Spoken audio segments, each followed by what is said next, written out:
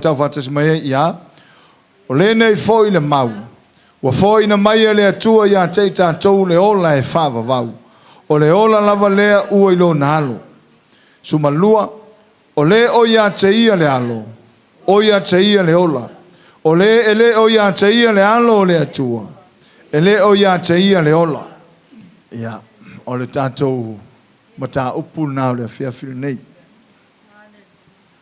Le lau toi whaita wina tātou mata upu. O le nei foi le mau, ua foi na mai le atua ia te tātou le ola e whawa vau. O le ola lava lea ua ilo nalo. O le o ia te ia le alo. O ia te ia le ola. O le ele o ia te ia le alo le atua. Ele o ia te ia le ola. Nala uso soani e tulava e ala ila fionga pa ia le atua mo tātou. Ia whātu mawina la tātou whaia ma Iesu. Ia tātou ainga pēr ma Iesu. Ia tātou mafuta pēr ma Iesu ia so uma. E ina whapeo tāni e leo te whaita wina mai le New Living Translation e whapea. And this is what God has testified. He has given us eternal life, and this life is in His Son. Whoever has the Son has life. Whoever does not have God's Son does not have life. Ole, vainga le fi whata ua i e whamaamalama i mata upu. Ole upu le ole mau. Whamai ole nei foi le mau. I le te leo versions ese po whaliliunga ese ole i le ngana peotania. E te maua le upu leo le tautinonga po se upu ua mamuru mai le fonga o le atua. Ua whaima mo tā mau aise mea ua iai le atua. Tautino, testimony. O ia lo whapea mai. And this is what God has testified. Ua matua mori mau mai, o le upu leo le mau ua whanga ina le apostolo. O le atua le tama, o le atua le alo, o le atua le nganga pa ia. Ua i oe whatasi la i ngā atua, e fōa i mai le ola e whawa vau i tangata uma. O le vaenga mua lana, o le mea lofa. Eternal life is a gift. O le vaenga lona lua, ua i oe le langi, e ui mai le ola e whawa vau i lona alo Iesu. Ua i oe le langi, ua i oe le ainga atua, le atua le tama, le atua le alo, le atua le nganga pa ia. E ui mai le ola po le mea lofa lea, i lona alo po Iesu Keriso. O le maula lea, ua tiklea le atua, po ua fola le atua, o le ola e whawa vau, ua awina sao mai mo tangata uma. Pat fia tātou ua mai le ola e whawa vau. Ai aila le vahenga i nā le mena, whai mai, o le ola, o le ui mai le alo o le ali. Ui mai le alo o le atua. Na winga ua i oile lange fo i mai le ola, whawhitai mo le mea lofa. Ai ui mai le ola lea, i le alo o le atua e suafa ia Iesu. Ua i oile i aile langi, ua tu ina mai le testimoni lea, ua whapena ona au mai le Samoa whai mai, o le nei foi le mau. Le atau tinonga le langi, le ale mori mau o le langi. Whai mai o le mau, ua fōa i mai le ola e whavau, mo tangata uma. Ai, o le vaenga muri o le mau o ina e tau lai i le tātou vai. Whai mai, o le ola lea ua ilo nalo. Le nei foi le mau o foi na mai e le atua ia te tātou le ola e whavavau. O le ola lava lea ua ilo nalo. O le filifilinga la le langi. E ui mai le ola e whavavau ilo nalo po o le tangata e ngoa ia Iesu. E le ai lava la seisi ngoa. E ona maua ai e tangata le whavavau. E ona maua ai e tangata le ola manuia. Se vanganare suafa leo Iesu Keriso. O ai suafa, ele tāua tele ni suafa ni tangata paia. Ele o le winga o le whamatalanga whapeo whale o ngaina. Le ai. Ai, ele ai se ngō tangata paia. E ui mai ai le ola e whavavau. Na paule o le ingoa e ui mai le ola e whavavau. Wha maulalo le ngā luanga mitau po e wha. Aloha matau po fa fa upo suma lua. Aloha yai upu fa pea.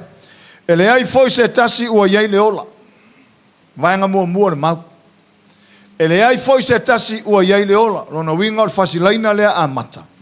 E tau mai yai tangata malavo laulangi ni tangata pa ia o ai lavo i tua inga tangata mata utia i fea. Pe fai mai a Abramo, Isaako, Iakopo, o Petelu, Antelea, o ai lava le au so o mātaio ma le o apostolo uma. Ele ai se ingoa. Le whape ua uta ua ingoa ia whape ua lea ngā. Le ai e ese le vahenga le na leino uta ua. Ona o le mau, o le ola e whavau e ala mai i le li o Iesu Keriso. Ele ai la se ingoa la langi ne e mawhaio na ui mai ai se whavau. Se vangana le suafa leo Iesu Keriso. Whai mai le whai suma lua ringa luenga e wha. Ele ai foi se tasi ua iai le ola. Wai asis tangata pa ia. Po puta po po ala po ailava. Le ai. Se vangana lava Iesu Keriso. Amen. Ele ai foi se tasi ua iai le ola. Lua, ele ai lava se isi ngoa, vai. Ele ai tangata iai le ola, to ele ai se isi ngoa. E mawhai ai vai. Lua me te tele ia tauna whataua ia tātou. Tātou e mana tunatu iai. Wa tele tei me pasi tātou whaitaua leo tātou o iai. Ele ai se tasi wa iai le ola. Lua, ele ai lava se isi ngoa i lalo langi.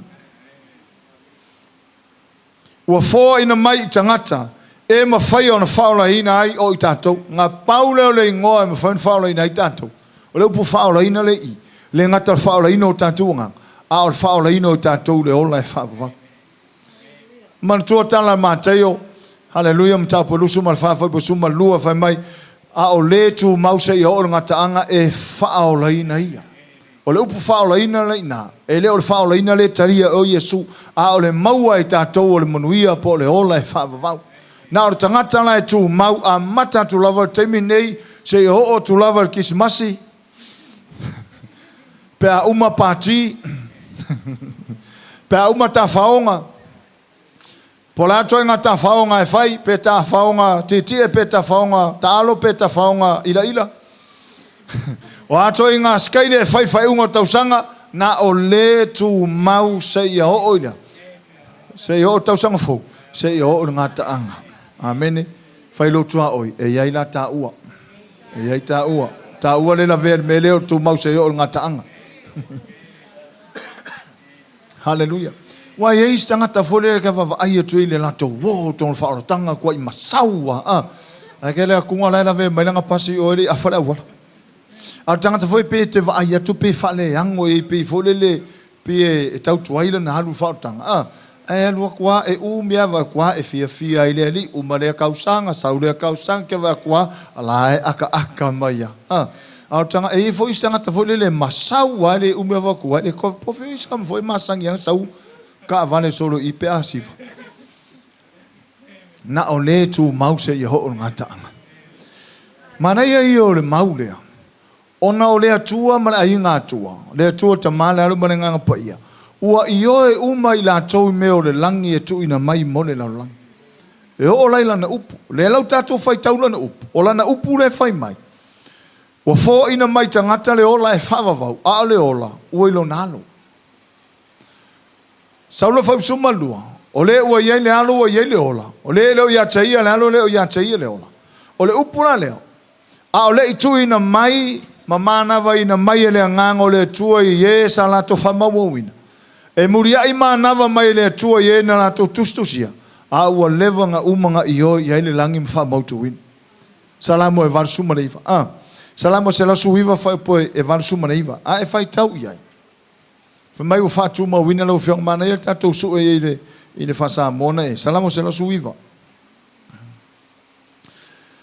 Hallelujah, ia le tua. Ele e fai upula na e varsuiva. Varsuiva, fai mai yo vai. O mausalila o fionga i langi e fa va lava. Yo vai o mausalila o fionga le langi e fava va lava. O afionga uma le atua. A o le itu ina mai ma mana wa ina mai le ngango le atua. Ma wha mau mau lalo ma tu fatasia. A ua levo na uma na establish le langi. O le upule le mausali. O le winga o le wha matalanga. Ua levo na uma wha mautua le atua la na fionga le langi. E iaila le lili yunga e se lo fia fia iai. Whai mai le lili yunga lea. E wha wau pea ua fionga i le langi e wha wawau. O le upo le atua le ngata le laulangi. E le ngata le laulangi. E o ai le langi e tu mau langa e muli muli sau ma wha mau mau ma tu whatasia ma mau tu spaia. A ua lewa nga umanga establish pe wha vai le langi le upo le atua. O le mea le so sta ngata ke usiano lava. E ta tau ona tau lailo na loto i le afionga le atua. Le laua malele mai le fionga le atua mo tātou. Ai whai tau lai le salamole e salausuiva. Wha mai whai sumaleiva. Yo vai. O mausalila o fionga le langi e whawau lava. O le version le o le. Hallelujah. O le iorvi. O lo whapea mai. Lord, your word continues forever in heaven. Ai mata ni so tususinga whai mai le whai vangalia o mātai. Whai mai e mawai le langi, male lau langi. A o le fionga le atua e tu maulava e whawawau. Hallelujah. Praise the Lord. Mo mo pe tem ta mo mo fa polusu malima. Fa me fa pe tania ne but the word of the Lord remains forever. E tu mau le afionga le tua e fa va. Ma te lusu mal fa fa po tosu malima. E ma vai le langi, male la langi. Heaven and earth will pass away, but my words will not pass away. E mawai la langi mawai la langi. A le upule tau whalongolongo le fiafine. E le mawai. Le lau feta lai mai le upu fai mai o le mau mai le langi. O fōa i mai le ola e whawawau. A le ola ua ilo nalo. Lona winga le mwhaina nā lua utua o le popune e sua mai ele awala i le ola e whawawau. Mele ua mai se mata upu mo i tātou. Ia matua whaamana ia lua mafutanga mai Iesu. Ia matua wha au le leia lua mafutanga mai Iesu. Amen. Wha tu mau le lua whaia. Ona o le vai taimini nei. O tātou o le vai taimini fōlele pe o le sea le ula fōlele ai whanga ai se i kua. Ma sane matau ia whangota. Fōlele ai whanga le ula whapela o soro. Ma whanga kua e tol muri o le masaula le emolkam. Whapenga le emoles. Iko inga vai kau whapengi. Talo follow to all my fire or ula emo lumba le emo ku.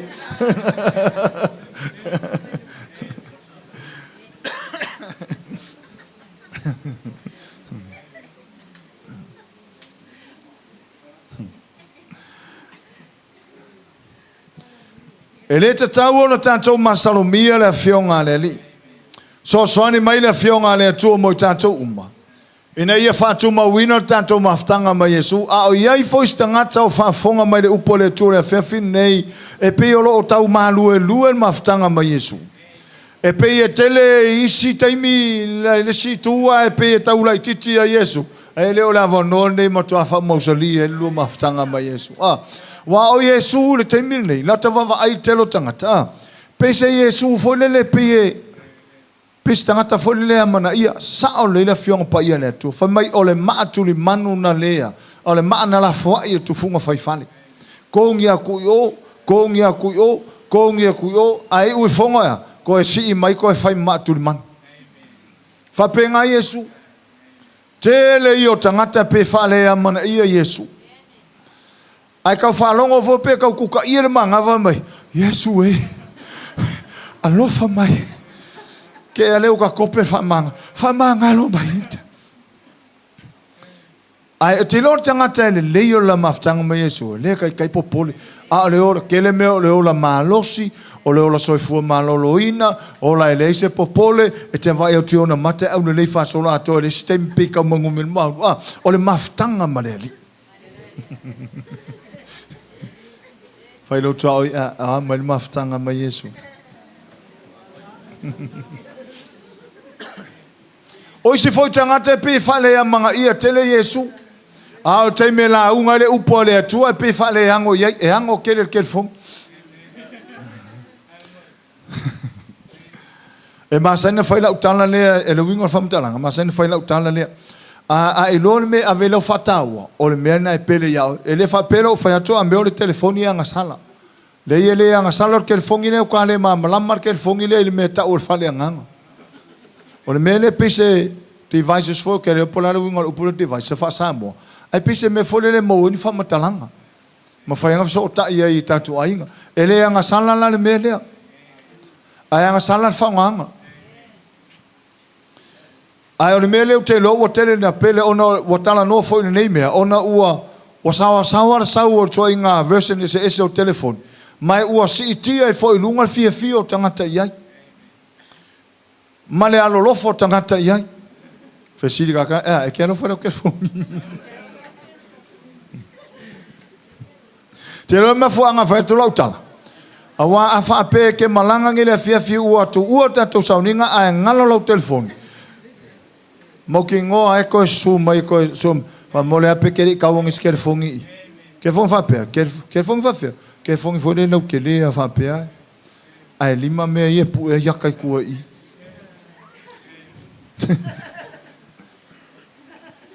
Ai a ngalo atu spa ia. Pera uma ngei whaira uwara ua mai umara hatou ia tele tu spa ia. Ore makua kere ar kuspa ia le i ro ufale.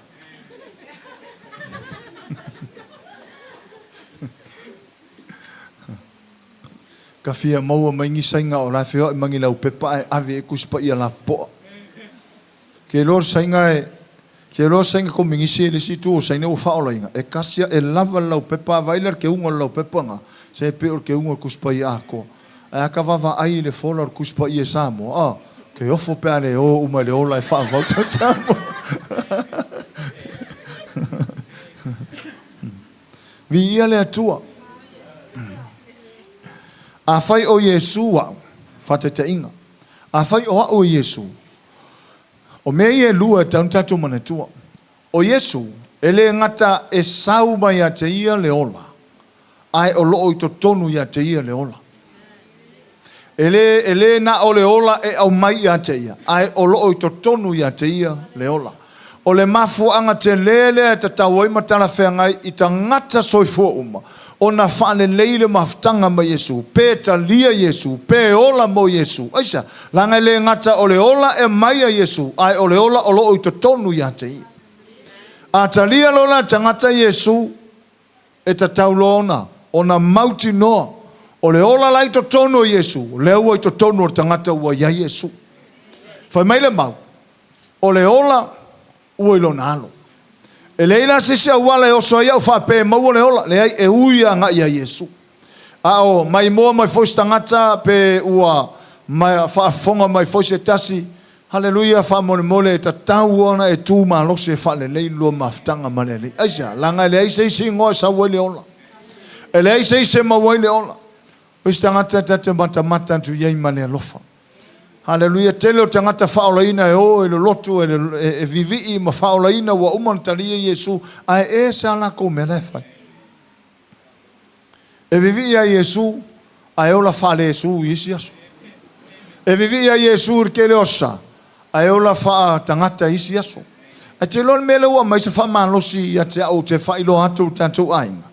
E ta tau ono tantou wola mo Iesu. Ma whale leil tantou mafutanga mo Iesu. Aisia, whafonga whaila ia lea. Whai mai, ole ola e whavavau on mea lofa mo tātou uma. Ai ole ola e whavavau le nā. Laia Iesu. A fia mauola e au le ola e whavavau. Ia matua whaatu mau Iesu tonu ia tea. Ona o Iesu la iai le ola. Le whai mai whai musuma lua. O le ua ia te ia le ola. Se si mai lalo au pea whapea o ia te ia o ia oele le alo le atua. Si mai lua. Amen. O le o ia te ia le alo. O le alo. O Iesu. O ia te o e foi la lea. Le ola e whavavau. Aisia, langa o le ola lai to tonu o Iesu ke riso. O le ola lava lea ua ilo nalo. Ua i oe le langi, ua uma le fongo le langi. Amene. O le ahui mai le ola e whavavau ilo nalo o Iesu ke riso. O Iesu le ua fio mai te ena tangata. Maua lava no tātou. Roma mtau polima wha Solomon mtau suma tasi. Te ena tangata utaia ai maua lava no nu ese. Le la ua maua tatou mano le ua talia e oe o talia e hau a le wha malosi le whiawhi nei matua to e wha masau le lua mafutanga male whale lei lua mafutanga vai nei vahenga fo ia nei tau whale tau whale lei masani tatou le olango Samoa le ola fono tulo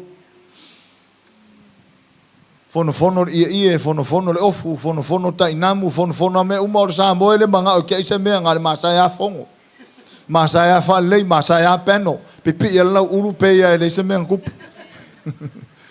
Ile ola whale nganga fo tangata. E whape nā fo, e whale lei. E vai lei tu tino le whale tonu. Whai whale lei, ko e peno whale lei. To e wha mangai a tili. Aisea, ia oi a le fialu le ola e whawawa. Tana no fo fai fiau, ma kua fialu al fai fiau le ola e whawawa. A ola lo nei e ta pena i tātou.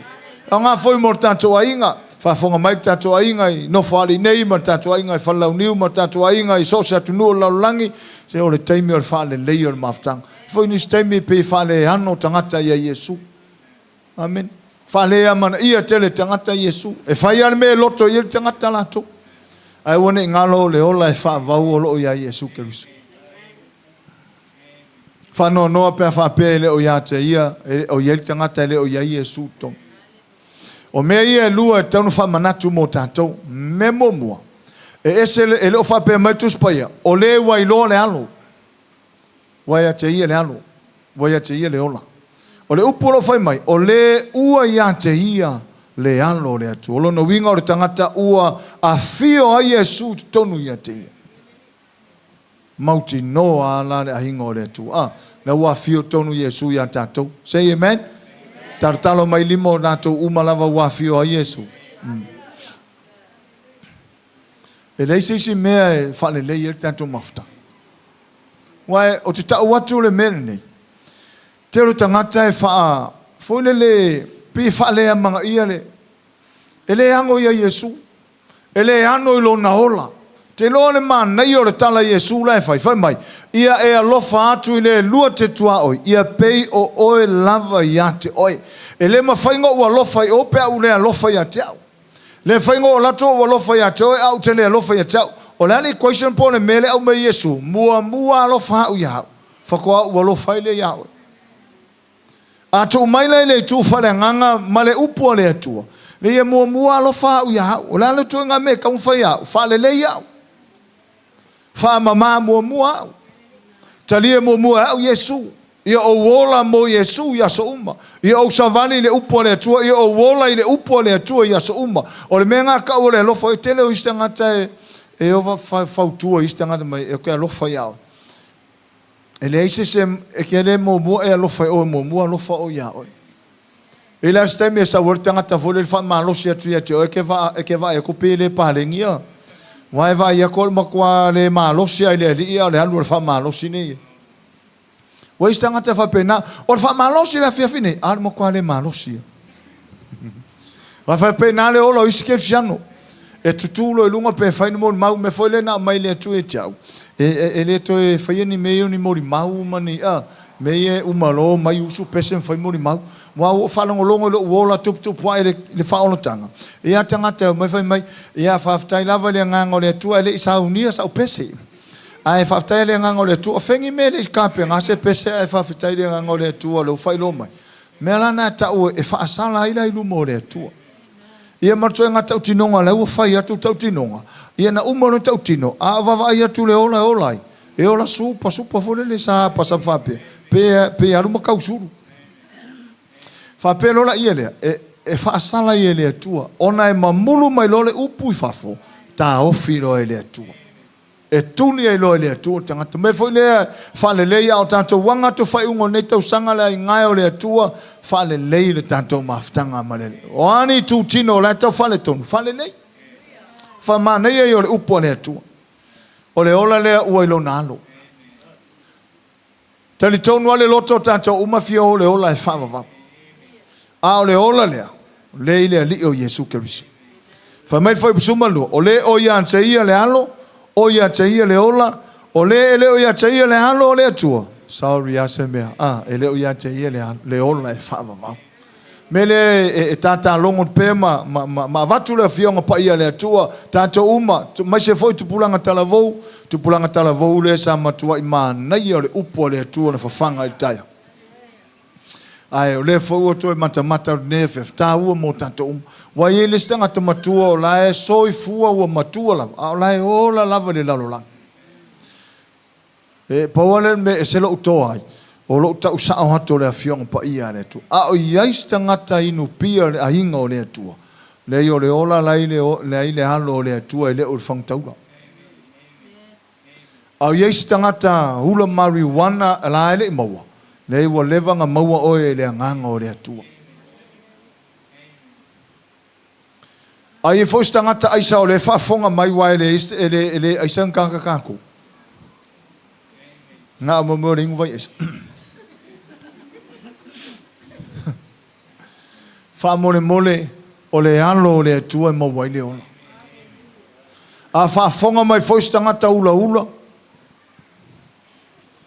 this is my responsibility to tell you the truth la mele fa mele fionga le tua o le ola e fa vau lai le alo le tua o le me alofa le ola e fa vau a o le ola lai le halo le tua e ta taun tato o mai le mena le fai mai Iesu la tau ia fai mai ele fai upu le ono o le yane sufa mai le se alu tama mai o io le ala o le upu moni ma le ola ele alu se tama pe ale u yatu ia te ona o io le amatanga o le ola o io lo iai le ola o i foi fia mau le ola e fava o Iesu ane tani o meu hallelujah. So sane foi na ia fa pena ona fai on fai fiau lo ainga. Fa no foi lalo lo ainga ma e launga ia o upo le tua. Mai so tanto fa nau. Tele fai fiau ia la mai. Launga ile upo le tua o tanto ainga. Mai sa langa o mea umala. Fa mai le upo le tua tai. Va ile fa masinonga. Tala lena fai tu so fai launga poto Solomon vai mai e tu pulanga tala vo e a nga foi mo tanga taum. Fa mai va ayo mata me va ai. Ma winga pule ata to mata me va ayo tanto mata. Vai telefoni, vai TV, vai sasa, vai sifo, vai de sami, vai fetu. Vai fe so se ko nga me va ai. Ma fai mai. Fai me uma tau te loto e fai. I follow mai ko male lenga muli. Ai awone ngalo e fa masino ina i tatou na me na winga e pule tatou me fai ai o le vaenga murmur fai mai e fa masino ina i tatou lo no winga la to adjust lo mal antenna tatou TV ma e ko ku le leia se vaenga fole ka ko sa vali lo ia ka ko kulu mo fa masino nga ai fa masino le le tatou le maingo tatou pale ma le tufaina mai o tatou manuia mai le atua na lo tatou tulu mo fa masino nga la fa pe fai mai tana tu spaia o i lato uma wailoa wale tu sio lato ngo tu sileola mana tua le fai ngo ai tema foi atu pulang talavou tate mata ia fai fa masinonga e tu luma e saur tangata e fai ma angelu le tu su ele ngo a le fai mai tangata le fa mo ko su e piko i luma ia uma le maua mai ko su e piko i kua o mena na o nei fa matalanga e ma nei ai fatino ino item ai le mfon tatu tu lu mole tu tatu fa pe atu Iesu fa mole ko su e fa piko pe ngai pipi ila pe pa fa mole ko su e ka ke kuku o lo na sila fie le tu tatu tau te fa longo ina le leo le au na le lei ma fa ma uru fa le mai le fie lo wole e fa longo ina fa leo le au na le hanga mane le fa ma uru fa fotuia e me lo ito foi tangia we ma lile va unif lona wingala a tatou savali vani le olangal ne fa mole fa le leile tatou maftanga mai Iesu eu foi au e tam foi au ia so uma le maftanga ma le Esa langa le fa pe foi au fa pe mai tu spaia na o foi au e le ma fai una fama sino ina i lato mai ma u pe fa pe le fama sino ina foi au se mangu fai fe uma tangata waile e saola to mal fam sinonga le tu le yo tana tu spaia e tauia tangata uma lava winga tau nei temi la inga ole tu vai tatu maftanga maleli nei se ngola langi fa ina tatu fa fonga mai foi tatu tu pulanga talavou Hallelujah. Le wo ta watu le fiong pa ia le tu. Ele alo se so tanto le aso le li. A tanto wo fa matala tala le aso le li. Ia pila fa fefe mai tanto. Ai ale le ia mafutanga tangata i maleli. Le ima se me ono popole ai. O a tātou tiute whai o tātou ngā ruenga o tiute le nuu tono whai ngā ruenga o whea lama tau te iei ai auane i ngalo le lua whai ia mareali. O le ui anga walaina mai se matau whapea. O na iei le tala e whapea mai. O te le iloa oi. A matamata e tala e tau pou se furu. Sa whaatari tani whaatas. Sa o whaatas e whaatari tani le whio mai o whatoa whaiawa. Ai o te me o sau whatoa whaiawa, e o atu le sto lima, e whai mai le leo whapena, whai mai, o te le iloa o tau. E whai mātau e whitu whai pelusu mātasi, e whai le leo whapena, o te le iloa o tau. E whai nā alanga tangata, sa mātou wā, sa mātou turi te moni, sa mātou whai wāwenga, sa mātou. Au le leo te le mana o e langona e sisi o tātou, o te le iloa oi. Al manai ai o le leo le whapea mai. Au na le lei ma le whamau. Uru whare mai e le o lo wari. O nei e tapena ai lo tātou langi. O le langi o le no whanga. A o tāpenanga mo le no whanga na o le upo le atua. A whai e whawavau le upo le atua. E le suia le upo le atua. E whawau le upo le atua. Ua mausari le langi le upo le atua. Mai tā vita e teua ia le upo le atua no loto teua nga sala. Mana e foi pēa foi tātou tau tinonga whapena. E whai ana whai whiau ia teia. Ore au teua foi lala upu le uloto. Ina ne ia uanga sala ia te. Upo tā vita e se manai. Ne whalau mai mo tātou la inga o le atua. Wha marosi mo eo ta māma tina. Le uso matua fine. Te mine o tau whai la unga uma tātou tono tātou ainga. Hallelujah. A o tātou le upo I, tātou hatu tono tātou ainga, la unga ina le upo le atua. A o mai lava le taimi o le atua, o ai o ustai, o ai o le ustai. Ma fo la unga noa. La unga noa. E se foi al panga o la unga noa. La unga noa vai mai, o mai faudu va. O mai e faudu va. Pawanga ola na la unga, e le ingi maungang si ia. E le kelengi mau o le la unga. Fai ngofia la unga skoinga. Ai fai asi ke lo kausanga la unga le upo e kas. O mai e faude va. O mai e faude va. Ai na o mai ane taimiri na. Ai na faola ina na ustamai au lotuana na usfaifi awana o noa ma lonto olua. Ia malana whanau tene. Laki a koe mawhai awa. Ke lo foi e laki mawhai awa e kongo la inga nai. Ona o le upo le atua. Hallelujah. Me le inga o le atua. O nei mapu lo tātou la unga ina o le awhionga le. Mori mau tono tātou ainga. Mori mau whanau temi nei. Wana ngā lulua uma tātou le na o whai whiau la unga uma tātou. Whao ngā ia whai whiau nei wharsa e whao ngā tātou tono tātou ainga. Tono whai ngā ruenga. O le taxi ke oso kuai e whane kongule o langa la taxi la unga i ngā vai. Kasi ngā pule la. Tono whai ngā ruenga tono le nuu. La unga uma tātou e whola le tala le leia le atua. Wao le aso muri e te maua ilo pale. Whātu maulo whai amareli. O le upuna le atua mo tātou. A tu maule lua whaia e tu maulua ainga. O le lua whaia e so o toto tātou. Ona o le toto Iesu o tātou la talatai. O le tātou whaia e le motu sia mai le e lo tātou li o Iesu Keriso. Ai a motu le tātou whaia. O le whaia tātou o suri. Suri moni lava. Suri moni. O le suri tātou whatasi ma Keriso. Ai o le whātu mau o le tātou whaia. O le tātou wola ina o le awhionga le. A tātou whatamala i leo langa nei. O motu sia le tātou whaia. E o atu le aso nā e whai mai Iesu o te lei loa oi. A le sa tātou ahinga i lalo nei. Le sa tātou whea i lalo nei ma e langona ina ma u langona ina le lei o le alii.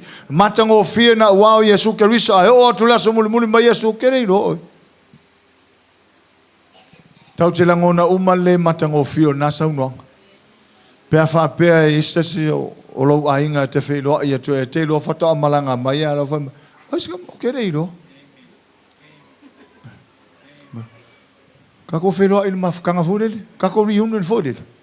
Kako whelo meu ke leilo oi. O le upula leiloa. E le maanga ia. Ale maanga ia e o le tatu watu furele mai. Ulu fale mai le fia lo oi. A tatu atu mai o te leilo oi. Fia lolo la tangata uma au fai fiau. A o ngā lako fai fiau mai Iesu o te leilo oi pasta.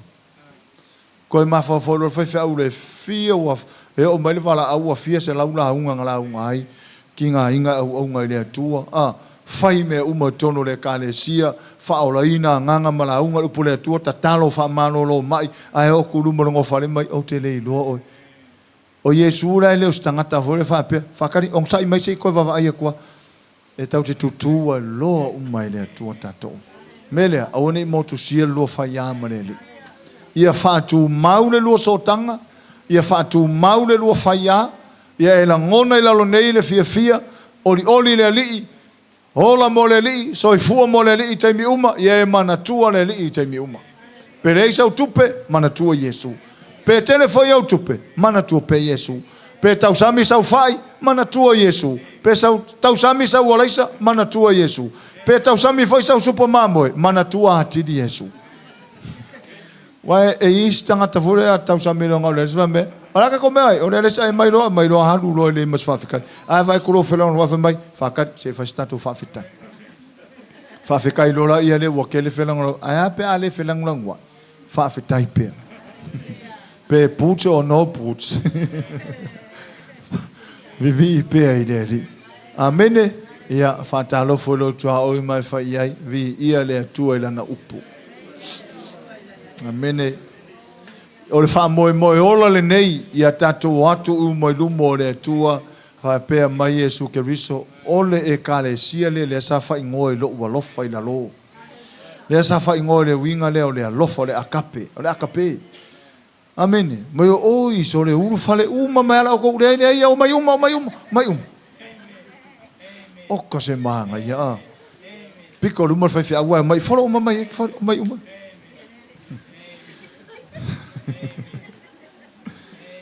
Al menga ka ngoi ai. E ala ngale alu u le ola fa va e le ole tu o. E ala le alu tangata le ola fa va o ia lava. Sia ki ala o lo soifua, sia ki fo fai au lo na ola. Po fa pe ir fa ya maneli. O inala e toi adjust e le fia nei. Ia mfa sa o le ai o lo o mau pe lo tato wa vanoa. Mai tala tu spaia o le nei foi le mau o fo i mai le atua le ola e fa va vau. O le ola o lo nalo. O le o ya taia le alo, o ya taia le ola. A o le tangata ele o iai le alo o le atu. Ele o ia te ia fo le ola e whaava.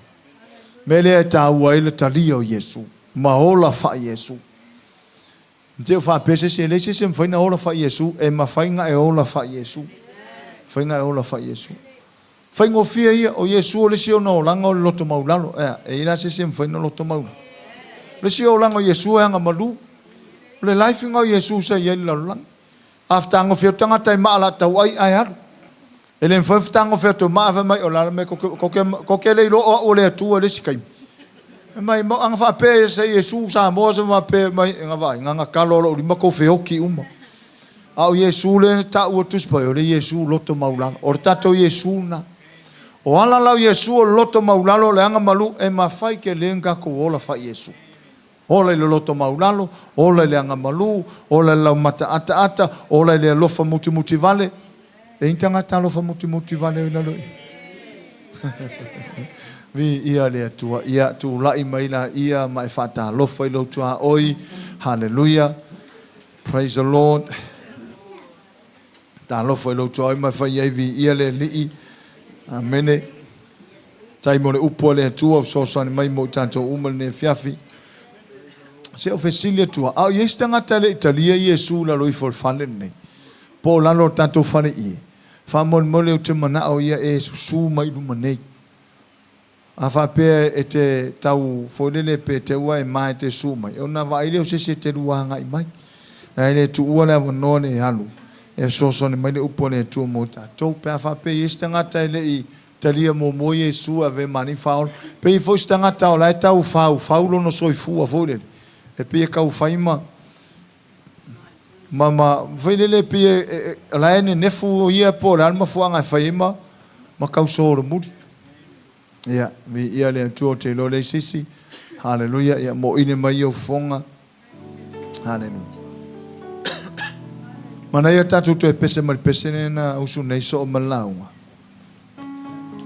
o lau tau tinonga funa le la ki atu upor pese a e pese ina upor pese mai lo loto ato o lau tau tinonga funa I lo moreli hallelujah ia I lo hai ele tu la fo ina tatou ele tu mai e fa mahoni fo ile tu tau sia te tatou so sani le a fain po me fa la me mai le ala le te savali ai le e so sani ale tu mo tatou pese mai ai mai lo loto hallelujah praise the Lord.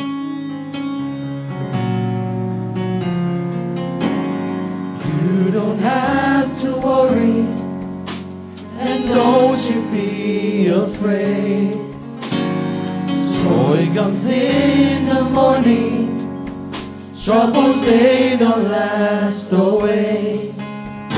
For there's a friend in Jesus who will wipe your tears away. And if your heart is broken, just lift your hands and say, you don't have to worry. Oh, amen. Hallelujah. And don't you be Hallelujah. afraid. Joy comes in the morning, troubles they don't last always. For there's a friend in Jesus who will wipe your tears away.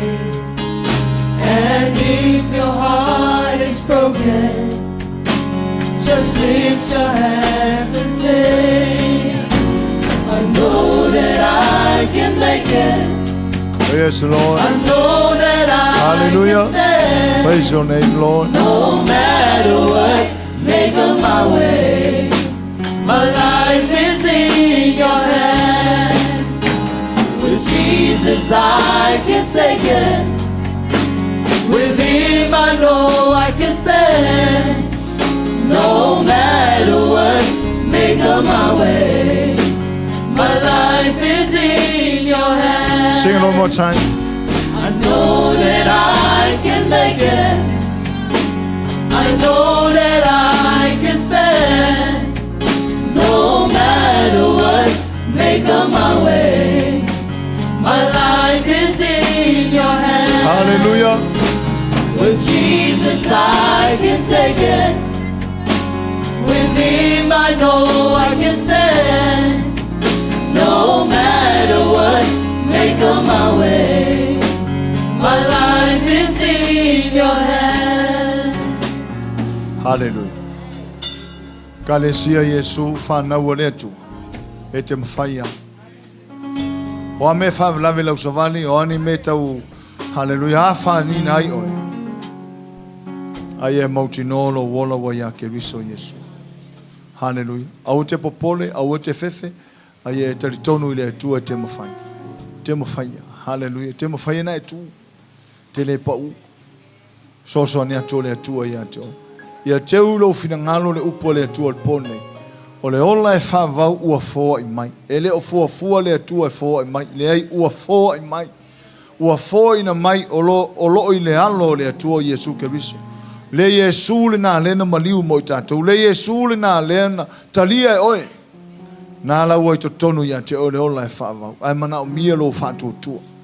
Mana o mia lo whātua tua. Pōne nei, ia whātu mau. Whāne leile lua so tanga po le whaia. Maro tātou Keriso Iesu. O ia o le tātou whaola. Ia, tātou talora ia o au le no whani o le atua. Praise the Lord. Thank you, Jesus. Thank you, Lord. Hallelujah. Ia oe tama. Tātou tātou ia o au mai whape atu whaftai ta mai lau sosan mai lau savali nei tau sanga. Tai lau sosan mai lau savalinga nei tau sanga. Ia oe le malosu au mai. Hallelujah. Glory, thank you, Lord. Hallelujah. Hallelujah. Awane e toi vai ua lata mai le. Ia whamanuia tele le atua stantu ainga, whamanuia le atua ne o tanto uso foi ma tua whawhina mfon tanto mafuta mwhenua ila lui for nei whale o tato whaitaulanga whatasi vi ia le atua ia wanoa ta ua tanto whenua i ma mafuta hai. Whaftai atu tanto ainga, whaftai tatalo mai, whaftai lo tau wanga lei, taunu manuia me umalawa i fuwhanga mtanga luenga maisa pokalame au talvou. O le forfolanga e le eis tanto pokalame le vaiaso ai o le aso sale la asau. E a